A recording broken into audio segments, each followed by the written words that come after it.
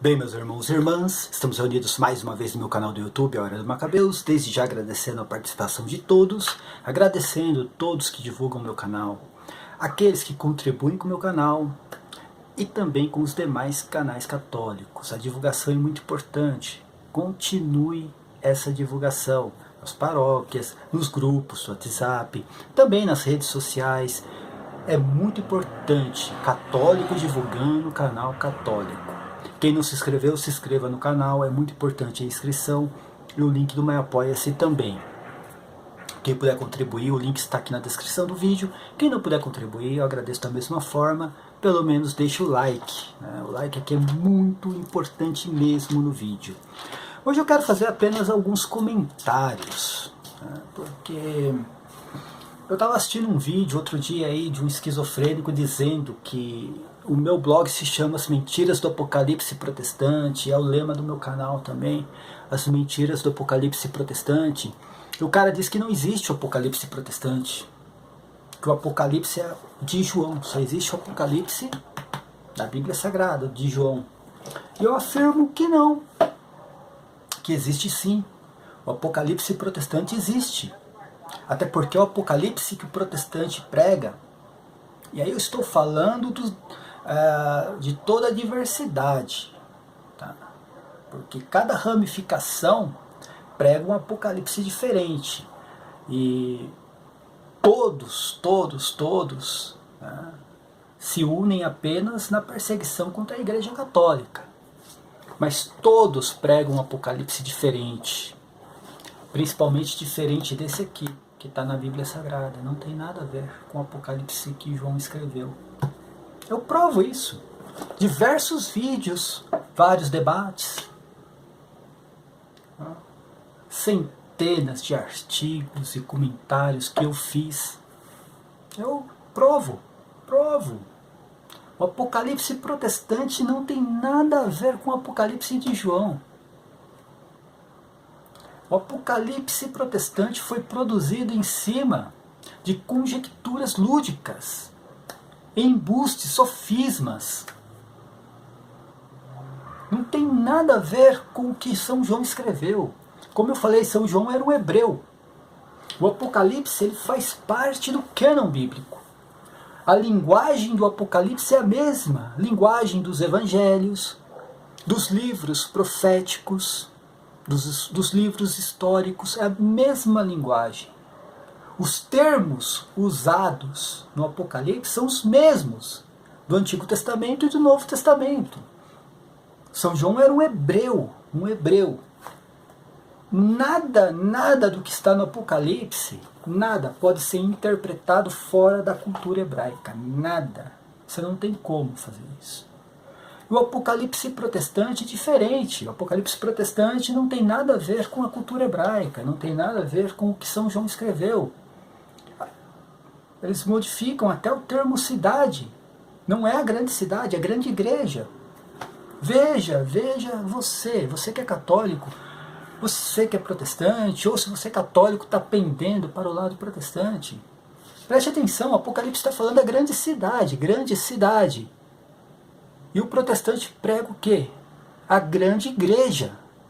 Então, não tem nada a ver com o Apocalipse de João. O Apocalipse de João fala da cidade em que seu Senhor foi crucificado. O Apocalipse de João fala da cidade que foi condenada por matar santos e profetas. Não tem nada a ver com igreja, com a cidade de Roma, seja qualquer outra cidade. Não tem nada a ver uma coisa com a outra. O importante é, algumas perguntas não foram respondidas até hoje. Faz quase 20 anos que eu estudo Apocalipse, no mínimo 15 que eu prego isso abertamente na internet, e até hoje várias perguntas não foram respondidas.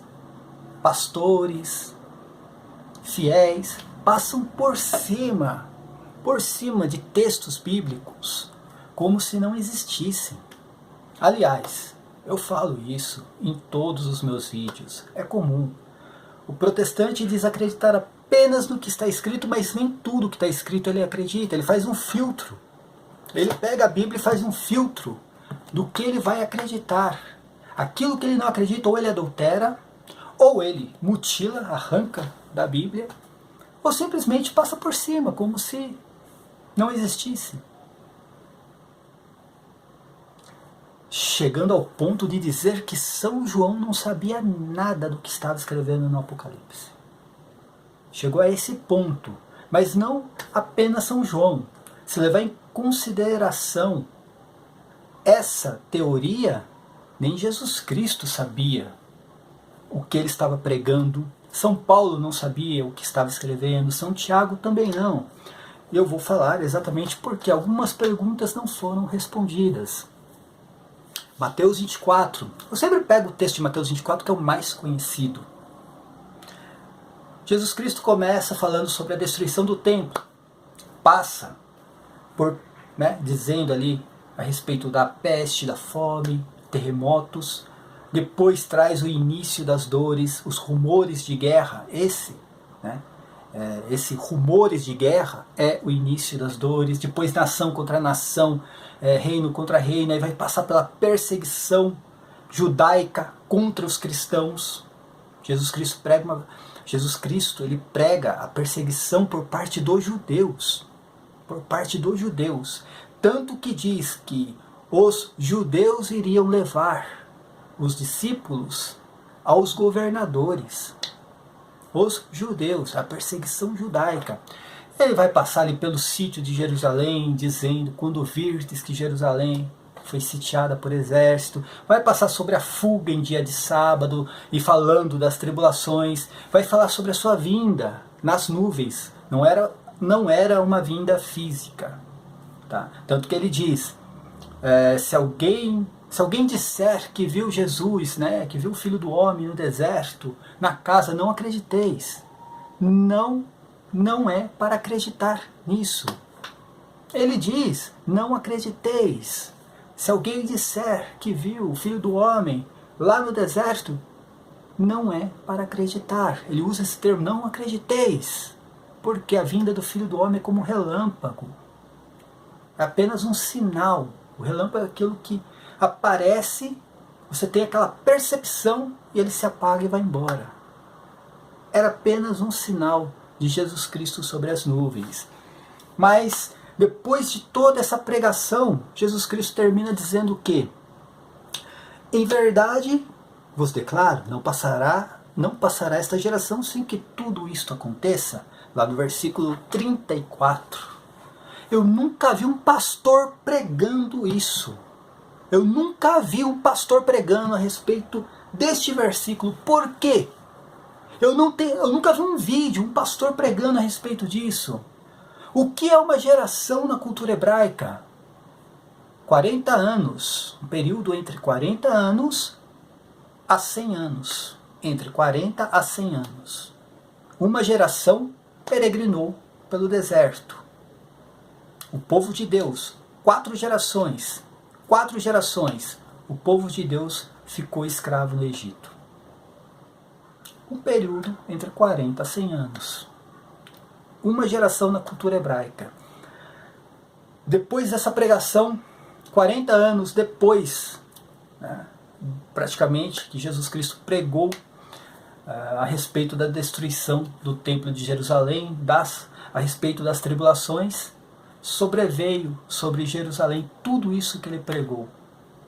Tudo isso aconteceu, tudo que ele pregou aqui aconteceu. E é exatamente o que São João descreveu lá no Apocalipse. A condenação de uma cidade. É tão interessante que o Apocalipse ele vai falar da Nova Jerusalém. Ele vai falar nos últimos capítulos da Nova Jerusalém. Por que a Nova Jerusalém? É a nova cidade. Porque a antiga foi destruída. A antiga, que era a Babilônia. Era um nome enigmático apenas. Não era a Babilônia da Caldeia. Tá? Apesar de São João, no Apocalipse, usar várias referências da Babilônia da Caldeia, isso por quê, gente? O que acontece? É difícil explicar isso para um protestante, mas o judaísmo, a religião judaica, não a tribo de Judá, gente. Existia a tribo de Judá, que fazia parte do povo hebreu, do reino de Israel e seguia a lei mosaica. Depois do exílio babilônico, nasce ali o que é a religião judaica, é outra coisa. Nasce a nação judaica praticamente. A nação não era uma tribo apenas, a nação judaica é a religião judaica. Nasce dentro do cativeiro babilônico. O Talmud nasceu dentro do cativeiro babilônico praticamente. Sinagogas foi feita praticamente depois do cativeiro babilônico. As sinagogas. Por que nasceu ali no cativeiro babilônico? Era uma representação, né? A sinagoga, na verdade, uma representação daquilo que seria o próprio templo. Entende? Um lugar para se reunir, fazer a leitura, o que se fazia no templo. Como não tinha o templo durante o cativeiro babilônico, né? foi se construindo esta religião, que depois se tornou o judaísmo. E tudo, a classe farisaica, os saduceus.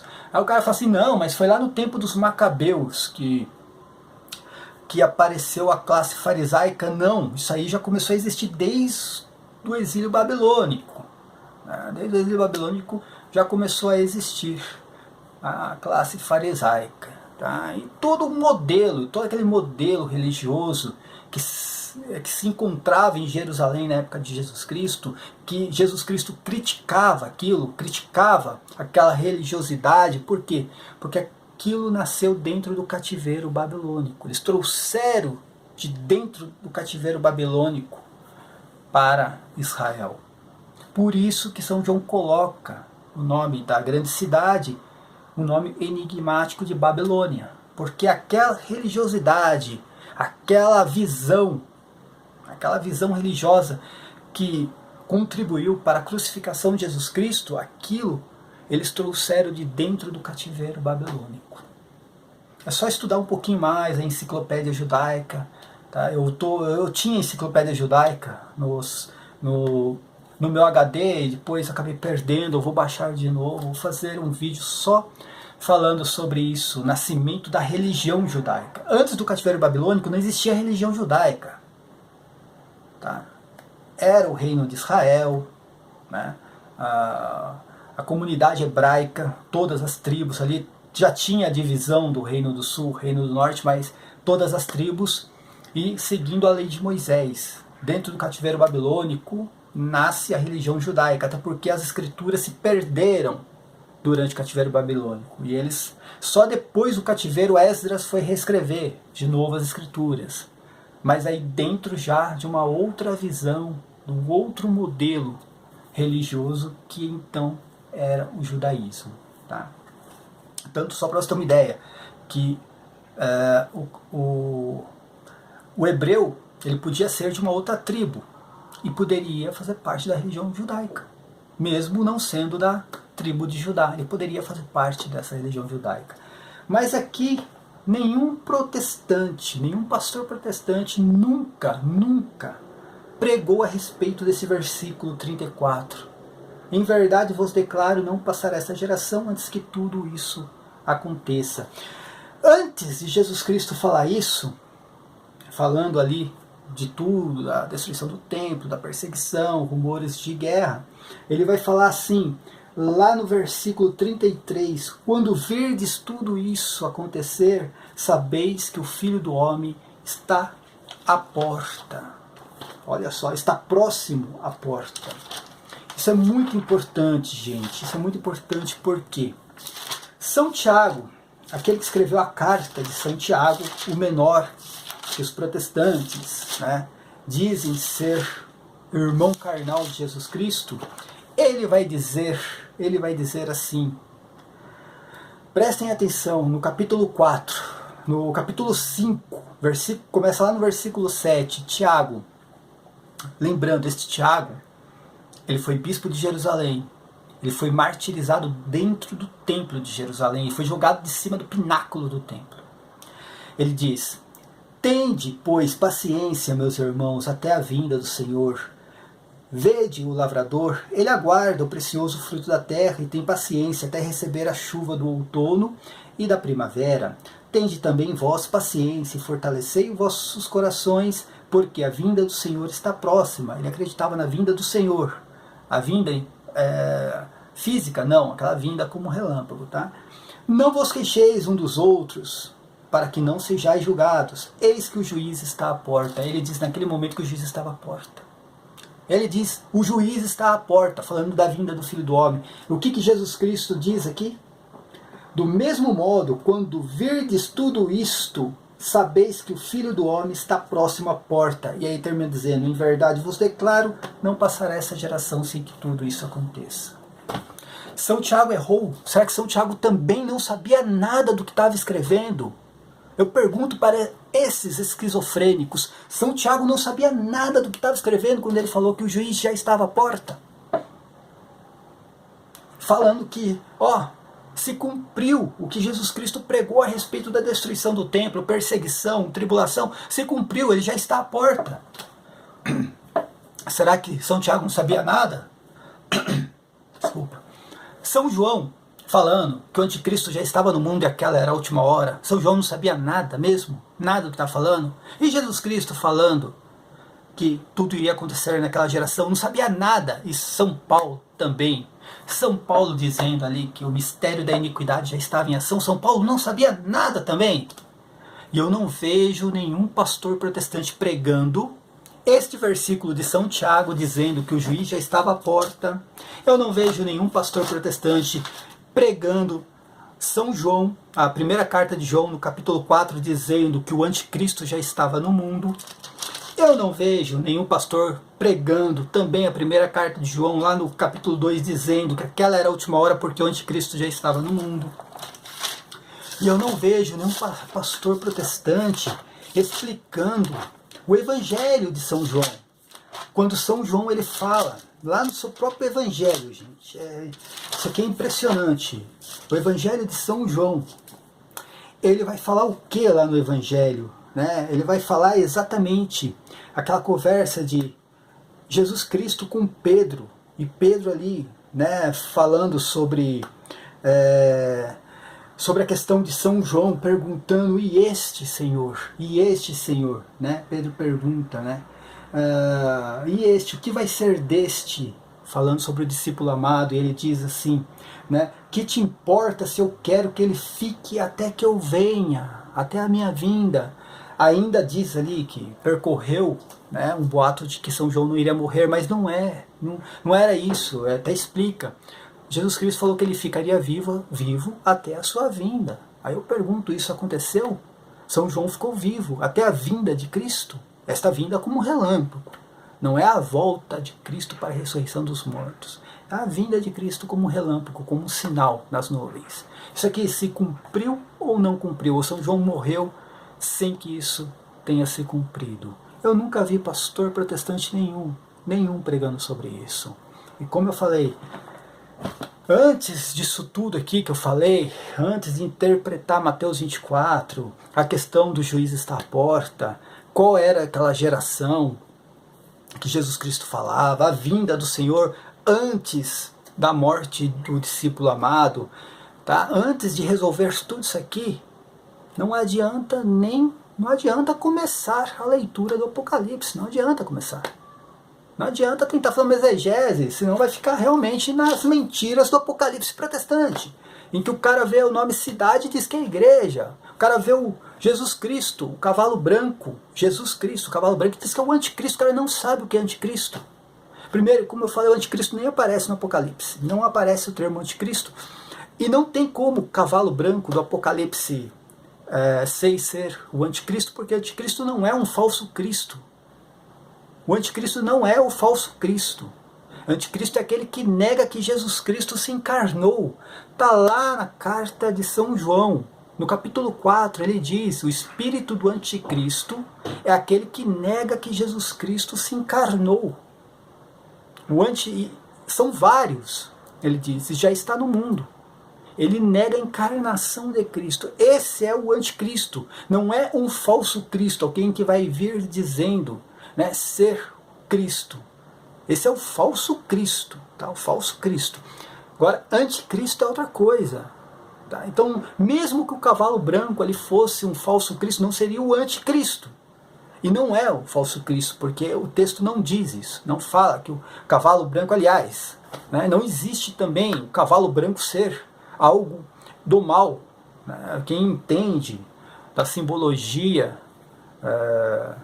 hebraica dentro das escrituras sabe que tudo que está de branco é de Deus. Tudo que está de branco é de Deus. Tá? Então o cavalo branco que tem ali o cavaleiro, lá no capítulo 19 vai explicar, é o próprio Jesus Cristo. No capítulo 19 ele aparece novamente, o cavalo branco e o cavaleiro, explicando que é o verbo de Deus. Tá? Então eu só quero fazer esses comentários aqui porque o apocalipse protestante existe sim, existe o apocalipse protestante. Tá? Mas, enfim, não tem nada a ver com o apocalipse de João, tá? O apocalipse que está aqui na Bíblia Sagrada. Olha a Bíblia aqui, ó, todo grifado, olha, dá uma olhada aqui, ó, tudo grifado, ó. Porque o católico não lê a Bíblia, gente, não lê a Bíblia, ó como tá toda surrada a Bíblia aqui, ó. Olha só, toda grifada, né? Que católico não lê a Bíblia, né, ô bando, mas que bando de esquizofrênicos, viu? Não deixe de se inscrever no canal, compartilhar esse vídeo, dar o like, por favor, quem puder contribuir com o meu apoia-se, eu agradeço, que só foi o comentário só. Nos próximos vídeos eu irei fazer mais exegese a respeito do Apocalipse, e eu espero que algum dia um protestante responda essas perguntas. Né? São quase 20 anos, né? Há 20 anos que eu não tenho respostas.